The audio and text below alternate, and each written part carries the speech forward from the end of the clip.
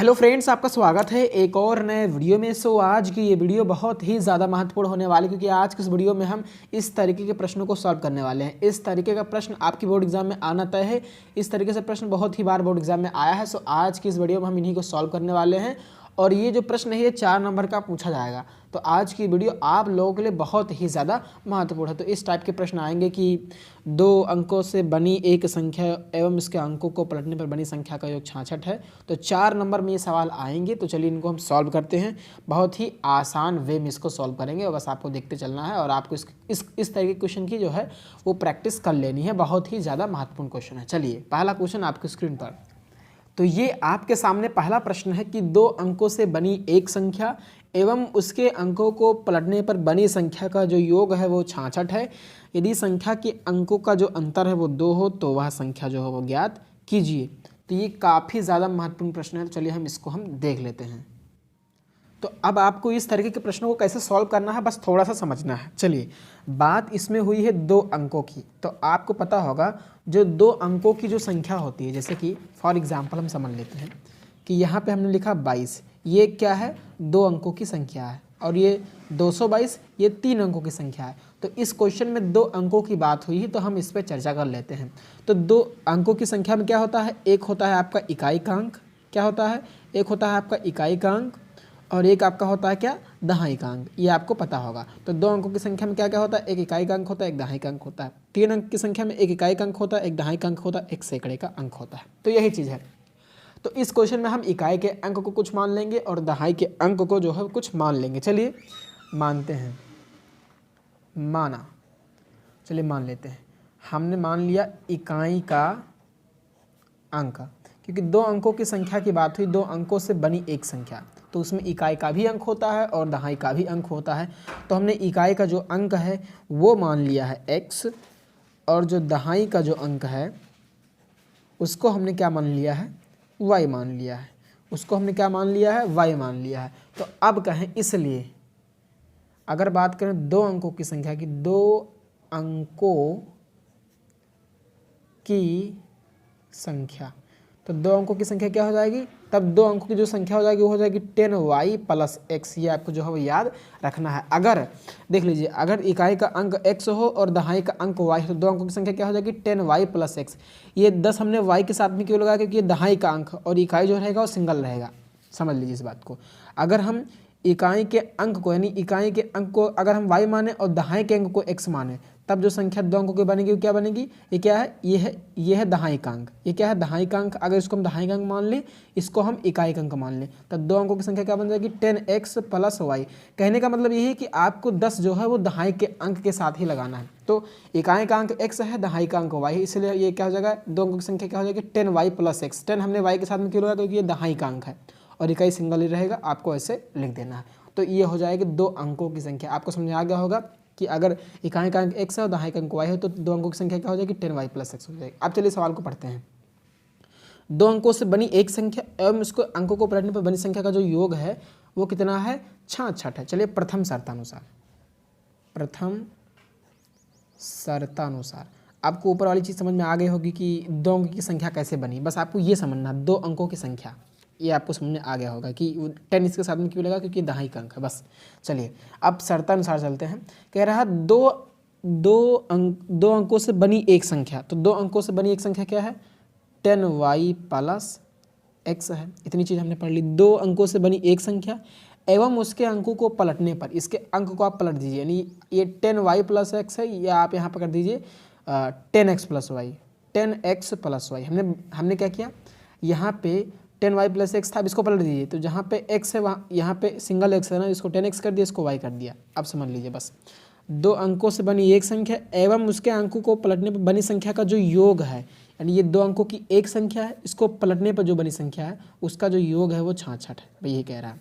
तो ये 10y + x था, अब इसको पलट देंगे तो क्या हो जाएगा? 10x + y। इसका जो योग है वो 66 है। यही हमको दिया हुआ है बस। तो ये 10y है और ये y है, ये x है, ये 10x है, यानी कितना हो गया? ये x और 10x मिलकर 11x हो गया। 10y और y मिलकर 11y हो गया, बराबर कितना हो गया? 66। अब आप देख रहे हैं 11 से कट रहा, तो 11 से दोनों पक्षों में भाग दे दीजिए। तो 11 से दोनों पक्षों में भाग देने पर, क्योंकि भाग हो रहा है तो सरल हो जाएगा थोड़ा सा, भाग देने पर जहाँ जहाँ थोड़ा सा सरल हो जाए आपको सरल कर लेना है। तो गेर यहाँ पे x ही हो जाएगा, यहाँ पे y हो जाएगा, बराबर ये 6 हो जाएगा। 66 को 11 से भाग करेंगे तो 6 ही बचेगा। तो ये मेरा इक्वेशन फर्स्ट हो गया। तो आपको ये प्रथम शर्त समझ में आ गई होगी कि 2 अंकों से बनी संख्या 10y + x, 2 अंकों से बनी एक संख्या एवं उसके अंकों को पलटने पर बनी संख्या का जो योग है वो 66 है। यानी ये 2 अंकों की संख्या थी और इसको पलट दिया, फिर जब इसका योग है वो 66, इसी को सिंपलीफाई कर लिया। तो ये प्रथम शर्त हो गई आपकी। अब चलिए हम बढ़ते हैं दूसरे शर्त की ओर। तो दूसरा शर्त क्या है? दूसरा शर्त अब लिखते हैं द्वितीय शर्तानुसार। द्वितीय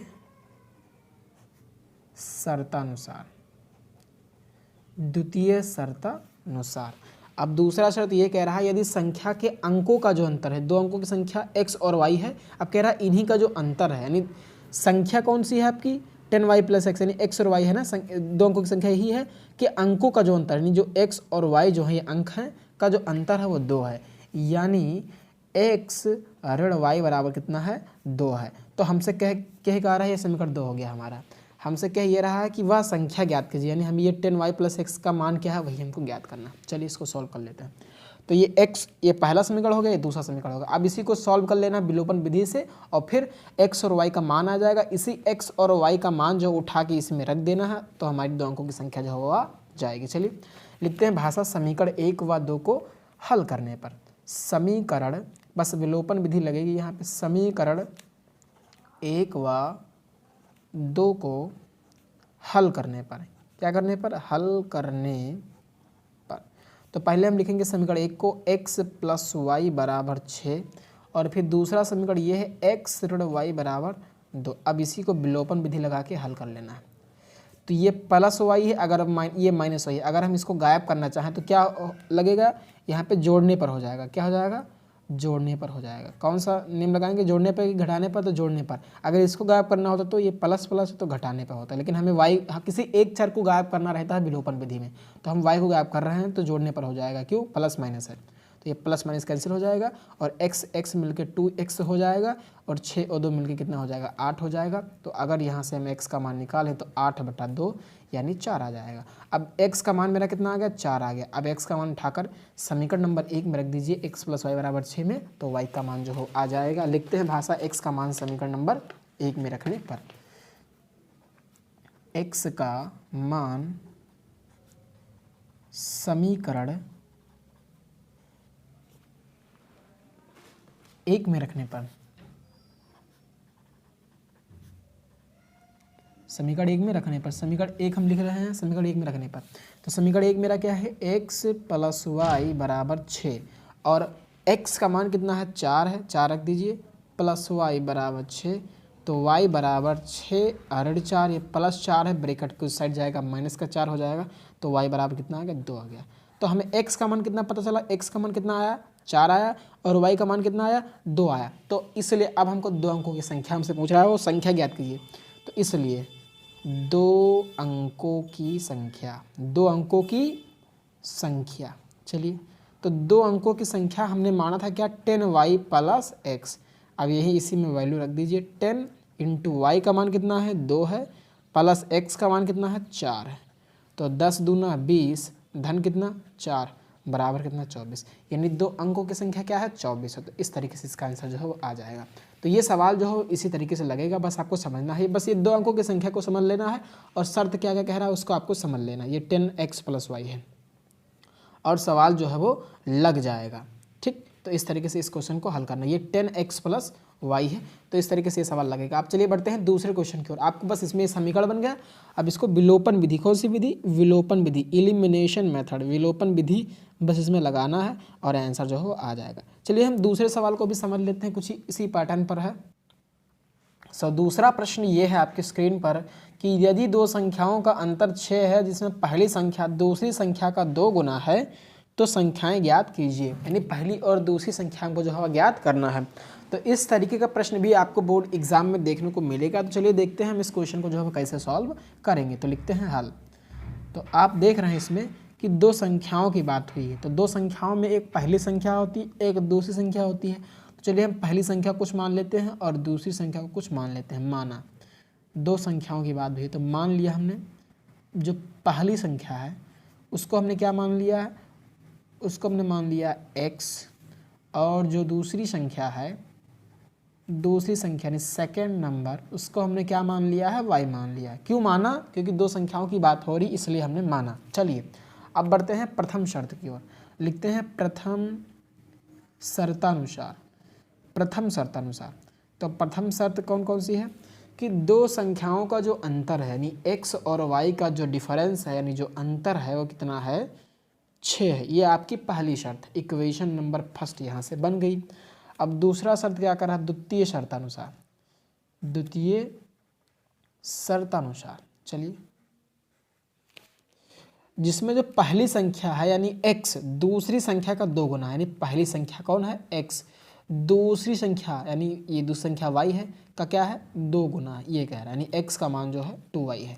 कह रहा है पहली संख्या जिसमें पहली संख्या दूसरी संख्या यानी पहली संख्या आपकी x हुई, दूसरी संख्या का 2 गुना है यानी y का क्या है 2 गुना है। बस आपको कंडीशन समझ लेना है। ये समीकरण नंबर 2 हो गया। अब इसे x का मान को उठाकर इसमें रख देना है तो वैल्यू हमें आ जाएगी। तो x का मान समीकरण 1 में रख दीजिए। तो लिखते हैं भाषा x का मान समीकरण 1 में रखने पर, समीकरण 1 में रखने पर, चलिए इस साइड में कर देते हैं, इस साइड में कर देते हैं, कोई दिक्कत नहीं है। तो समीकरण 1 मेरा क्या है, x ऋण y बराबर कितना है 6। अब x का मान आपको इसमें 2y रख देना है। चलिए रख दीजिए 2y माइनस y बराबर 6, यानी ये y बराबर कितना आ गया 6 आ गया। तो y का मान कितना आ गया मेरा 6 आ गया। अब इस y के मान को समीकरण 2 में रख दीजिए। मैं भाषा नहीं लिख रहा हूँ, आपको भाषा लिख लेना है। लिखना है y का मान समीकरण किसमें 2 में रखने पर। तो समीकरण 2 क्या है, x बराबर 2y है। तो x बराबर 2 इंटू वाई का मान कितना 6, तो x का मान कितना आ गया 12 आ गया। तो x का मान कितना आ गया 12 आ गया, y का मान कितना आ गया 6 आ गया। तो आपको भाषा लिखना है अतः अतः अतः अतः पहली संख्या, पहली संख्या क्या हो जाएगी, पहली संख्या हमने मानी थी x, और x की वैल्यू कितनी आई है आपकी, x की वैल्यू आई है 12, x की वैल्यू कितनी है 12। तो ये पहली संख्या होगी। और दूसरी संख्या हमको निकालना है। तो दूसरी संख्या जो है वो हमने मानी थी क्या y, लेकिन y का मान कितना आया, आप इधर से देख रहे हैं y का मान कितना आया 6 आया है। तो ये y का मान 6 हो जाएगा। तो यही मेरा क्या हो जाएगा, आंसर हो जाएगा। और जो नेक्स्ट क्वेश्चन है वो भी बिल्कुल सेम टाइप का ही है, आपको उसको भी ऐसे ही तैयार ऐसे ही कर लेना, जैसे हम तो समझा देते हैं आपको।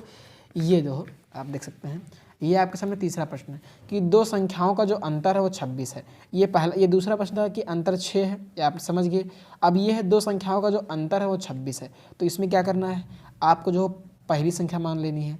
तो पहली संख्या का हम समझा रहे हैं, ये लग जाएगा बस। पहली संख्या हमने x मान लिया और दूसरी हमने y मान लिया। तो एक प्रथम शर्त क्या करें, दो संख्याओं का जो अंतर है वो 26 है, यानी x और y जो है वो 26 है। ये समीकरण नंबर 1 बन जाएगा यहाँ से। ये तीसरा सवाल है।